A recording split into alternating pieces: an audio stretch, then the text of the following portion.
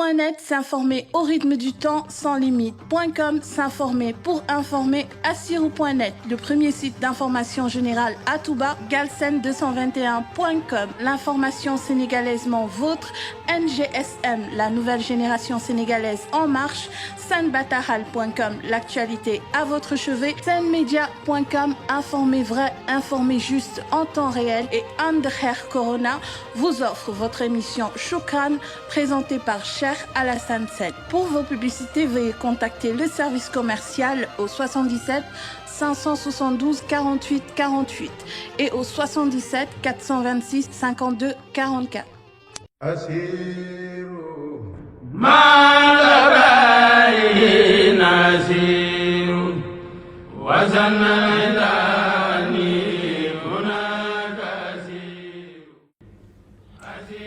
Je cheminais en vérité lors de ma marche vers l'exil en compagnie des vertueux gens de Badar, alors que mes persécuteurs étaient persuadés que j'étais leur prisonnier. Je marchais en fait vers Dieu en compagnie du prophète Muhammad sallallahu alayhi wa sallam et de ses excellents compagnons, car ma marche ne saurait point avoir d'autre objet que Dieu lui-même.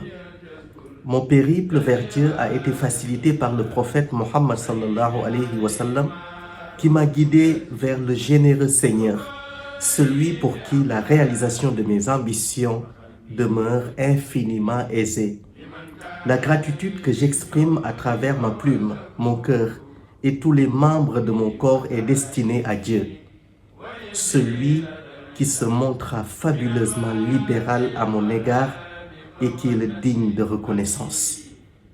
Mon soutien aussi, que mon appui et mon rempart contre les ennemis me proviennent de Dieu, le très large, le meilleur donateur, qui demeure l'auxiliaire incomparable. Lors de mon périple, je marchais sous les ordres du prophète Muhammad sallallahu alayhi wa sallam, mon commandant, au service duquel je me suis voué et qui est digne de diriger le serviteur que je suis. Ces mots mbokk yi sont de Cheikhul Khadim. Tey nag mbokk yi ñu ngi ñëw ci moom ginnaaw bi ñu sante yàlla des di ko sant di julli si yonent bi sallallahu alayhi wa sallam, ñu ngi leen di nuyu. bayit yooyu ma liir mooy traduction xasida bi Cheikhul Khadim bind genn wàll gi laata muy dem ci exil bi moom Xaadimu Rasul. mbokk yi Cheikhul Khadim dafa wax ne ida katabtu tazarshul baahi wa sabaxa malaiku tibaahi, ay bindam dañuy yëngal arash di bégloo malayka yi. neex naa dégg mbokk yi pour ñaari raison. benn bi mooy Dieu parle au doué de raison. dafa wax moom Cheikhul Khadim nazaani min al waral baaxil Khadim allamahum bi annanil abdul Khadim. yàlla seppi na ma ci jaam yi ba bokkatuma ak ñoom dara, xam nañu ko te daañu ko gën a xam. beneen bi mu wax Khadim sarrafat xaaji ila fatiqi ratxi wa inni law abdul wali jaada bil etxi. sunu borom jël naa sama lépp jébbal ko ba moom mu wëlbatiku goreel ma moom sunu borom. te ku bëgg dégg loolu mbokk yi, ségam la reine d'Angleterre mu mun a anoblir ses sujets asamak nag borom bi moom azza wa jal. léegi nag mbokk yi suñu dellu seewaat ginnaaw tuuti xool lii Cheikhul Khadim wax ne ay bindam dafay yëngal arash. lenn dong moo ko waral mbokk yi, mooy arash boobu mu tudd ci bindam yooyu dafa am ku ko fóon mbokk yi, muy yonent bu tedd bi sallallahu alayhi wa sallam. bis penc yàlla wax ko ne tahta arshu rahman, fóonal le trône de la miséricorde. fóon googu yonent bi fóon ko moom sallallahu alayhi wa sallam moo tax arash mel ni kuy jaayu, ndax ku tedd moo ko fóon. ki nga xamante ne moo gënal ki sàkk arash muy Allah subhanahu wa taala wëlbatiku nag soppeem bu tedd bi moom Xaadimu Rasul daal di wax ne ay bindam dafay yëngal ay ndax ci ki mu ko bind la moom gën gi mbindéef sallallahu alayhi wa sallam. beneen bi mu wax ne il est le sauveur de l'humanité. neex naa dégg mbokk yi li tax Cheikhul Khadim dem ba nekk le sauveur de l'humanité c'est parce que dafa seey ci le sauveur de l'humanité muy gën gi mbindéef sallallahu alayhi wa sallam. moo tax wax bu ne dafa laaj dégg. bi ci des mooy quand Cheikhul Khadim parle de l'unicité de Dieu, parle de panafricanisme, di wax aussi ci valeur bi der bu ñuul war a am ak fierté bu mu war a am. ilay yahaadallahu ma lam yakuni wala yakunu abadan li mumkini. yàlla may na ma lu mu mayul kenn, lu mu dootul may kenn ba mukk. waxul jëmmam ndax seey na moom ci yonent bi sallallahu alayhi wa sallam. mi ngi wax ñun suñu ay empreinte digitale, suñu intelligence mbokk yi, mi ngi wax suñu capacité cérébrale bi nga xamante ni exploité guñu même 10% bi ñun les Africains. loolu la doon xeex ndax soo xoolee jamono bi nga xamante ni Cheikhul Khadim vers 1883 mi ngi jëm ci exil bi, li mu doon xeex dëgg-dëgg mooy nooteel bañ a tegu ci kaw der bu ñuul.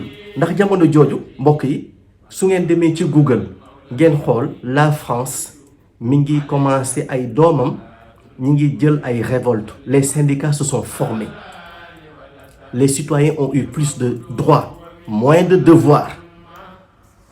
ñu am une république boo xamante ne mi ngi adossé wu sur des valeurs de liberté, d'égalité, de solidarité. tubaab bi ci naafeqam mu organiser sa société, bëgg déstructurer et désorganiser nos sociétés. Cheikhul Khadim bañ, parce que nos sociétés, leur organisation devait reposer autour de l'unicité de Dieu. yàlla moo ñu wax ne soo leen ma bëggee bëggante. Cheikhul Khadim ñëw di ñu lalal yoon bi ñu waree bëggee yàlla ngir ñu bëggante, te bëgg yàlla boobu mi ngi jaar lu dul ci bëgg yonent bi sallallahu alayhi wa sallam.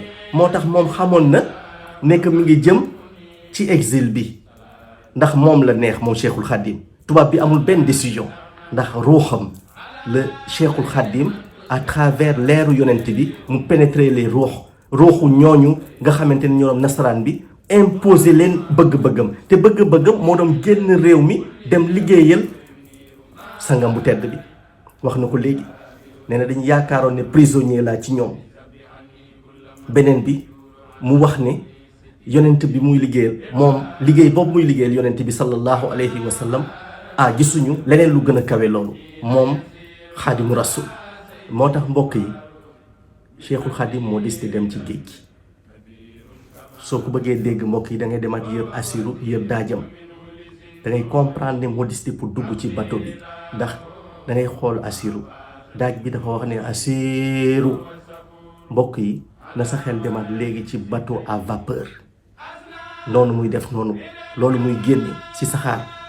soo demee ba ci biir ñu wax ne maala brare hiina Assirou nga xamante ne li nga xamante ne mooy moto hélice bateau bi mi ngi lalante ndox. moom xamoon na ne haute mer la jëm, mais xam na fa mu jëm aussi la fa ne muy Mouj ZZ mbokk yi ak li ñuy wax jasik bu mun ndox mën suuf. ñaar yooyu la war a fekki. Mouj ZZ mbokk yi li taxoon tubaab yi di bëgg yóbbu ñun ñi dëkkee ci climat suñu yaram yi adapté wu ci climat sahélo-sahélien, parce que xamoon nañu ne Mouj ZZ yaramu ñooñ dëkkee foofu mën na leen a màtt te hémorragie interne du ci am.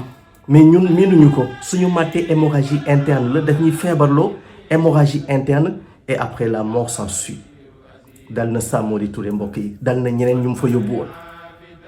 mu ne nañ ko essayer ci Cheikhul Khadim. Cheikhul Khadim moo tànn ndax yaram bi yépp leeru yonent bi moo ci tegee. li tax ma wax loolu nag dafa nar a fekk ñaari taalibe yonent bi alayhi salaatu wasalaam.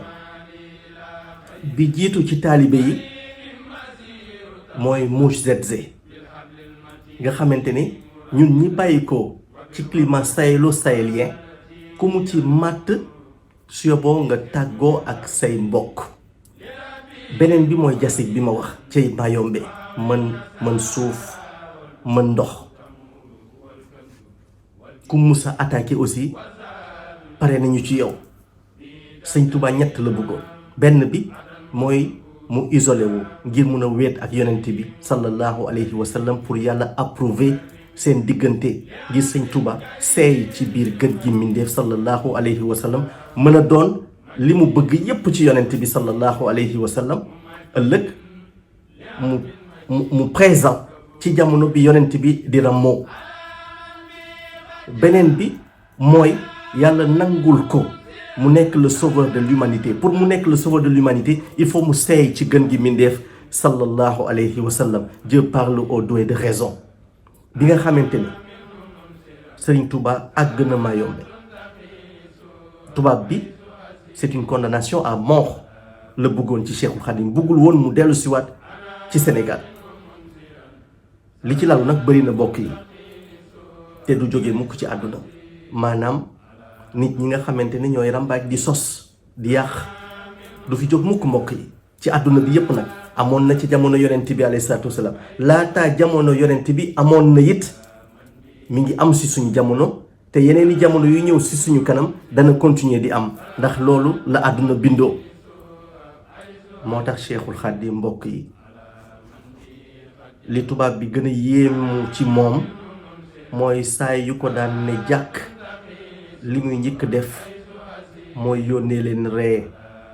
mësta am inquiétude ca fa mu ne wala di laaj condamnation bi tubaab bi bëggoon ci moom kañ lay jeex, mbaa di laaj njabootam fan lañu toll ci ay xibaar, ndax mi ngi nekkoon en pleine concentration, en pleine méditation. moom ak gën gi mindeef mënta woon wéet, ndax gën gi mindeef ñamu ànd ak Badar, ña nga xamante ni ñooy ay saabaam ak malayka yi ak sunu borom ci boppam ñoo doon wettalam fa mu nekkoon. moo tax Cheikhul Khadim leer gi nekkoon ci yaramam su muuc zeze dawee ut si yaramam, suñu ko gisee duñu laal yaram bi, dañuy mel ni lu ci nekk en surface di barkeelu ci leer googu ñuy xool ci biir yaramam. loolu mooy benn mbokk yi. ñaareel ba saa yu Cheikhul Khadim jógee fa mu toog jëm mel ni kuy jege ji dex bi, di nga gis jase ji dañu excité nag mbokk yi, parce que présence humaine daf leen di déranger. mais saa ñu gisee Cheikhul Khadim ne bëreet jëm ca dex ba ak doxam bu tedd ba mbokk yi, dañuy daal di mel ni ñu excité. mais suñu gisee mu ne bëreet jëm ca ñoom dañuy taxaw fa ñu taxaw di yëngal seeni génn ngir di barkeelu ci leer gi nga xam mooy dox ci yaramam, waaye di ko wanaale aussi seen mbégte ci teew ba mu teew foofu. kenn du yonent bi sallallahu alayhi wa sallam. lii nag mbokk yi mooy wane encore une fois que ñun suñu réew Sénégal magul ci superficie mais màgg na ci histoire religieuse. dafay wane encore mbokk yi ni ñun suñu réew magul ci superficie waaye am na importance trop ci sphère mondiale dans tous les domaines. benn boroom xam-xam bu mag waxoon na yàggul dara en 2000 wala 1999 ne woon na des na tuuti àdduna fii ak 20 ans lu waay di wut Sénégal la koy wutee jidee. loolu nag mbokk yi tàmbali naa feeñ ci lu bari. lenn rek moo ci des mbokk yi, yan nañu am ay dirigeants yu intelligents bañ a dem vers la restauration de l'ordre. Nous n'en avons pas besoin. Nous avons seulement besoin d'organiser le désordre. dafa laaj dégg. Organiser le désordre dafa laaj dégg. yan nañu yàlla may dégg ak topp. yan nañu yàlla dolli fayal Cheikhul Khadim moom Khadimu Rasul. maa ngi nuyu nag mbokk yi soxna Bali Muntaxa di soxna xalif général des Mourides di suñu wóllëre, di ñaan xalif bi yàgg fi te ànd ak wér, ak ñeneen ñi nekk ci diine yépp di si yëngu ci suñu biir réew. di ko ñaanal rakkam moom soxna Astu Murtada. ñoom ñaar ñooñu màggal su ma seen jot bis boobu teraanga bu ne lañu may defal man ak samay ñooñ. yal na yàlla yàggal leen wéral leen ci barke yonent bi sallallahu alayhi wa sallam. di nuyu Fanta Sissoko mi ngi foofu ci Espagne.